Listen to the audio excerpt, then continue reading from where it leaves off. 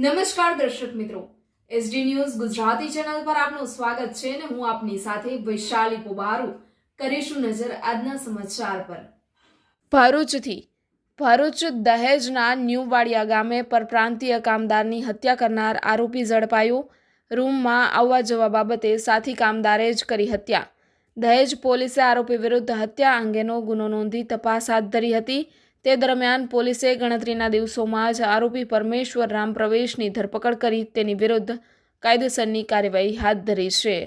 ભરૂચના દહેજના ન્યૂવાડિયા ગામે અંગત અદાવતે પરપ્રાંતીય કામદારની બેટના ફટકા મારી હત્યા કરનાર આરોપીની પોલીસે ધરપકડ કરી કાયદેસરની કાર્યવાહી હાથ ધરી છે।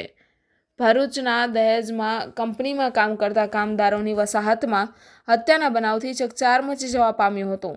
દહેજના ન્યૂવાડિયા ગામે કુલદીપ હાઉસમાં રહેતા અને મૂળ બિહારના પરમેશ્વર રામ પ્રવેશ અને રાકેશ સિંહ દયાલ નામના કામદારો વચ્ચે રૂમ પર આવવા જવા બાબતે બોલાચાલી થઈ હતી, જેમાં ઉશ્કેરાયેલા પરમેશ્વર રામ પ્રવેશ નામના કામદારે મૃતક રાકેશ સિંહ દયાળ પર ક્રિકેટ રમવાના બેટ વડે હુમલો કર્યો હતો, જેમાં ગંભીર રીતે ઈજાગ્રસ્ત થતાં તેને અન્ય સાથી કામદારો દ્વારા ભરૂચની ખાનગી હોસ્પિટલ ખાતે ખસેડવામાં આવ્યો હતો, જ્યાં સારવાર દરમિયાન તેનું મોત નીપજ્યું હતું। આ મામલે દહેજ પોલીસે આરોપી વિરુદ્ધ હત્યા અંગેનો ગુનો નોંધી વધુ તપાસ હાથ ધરી હતી।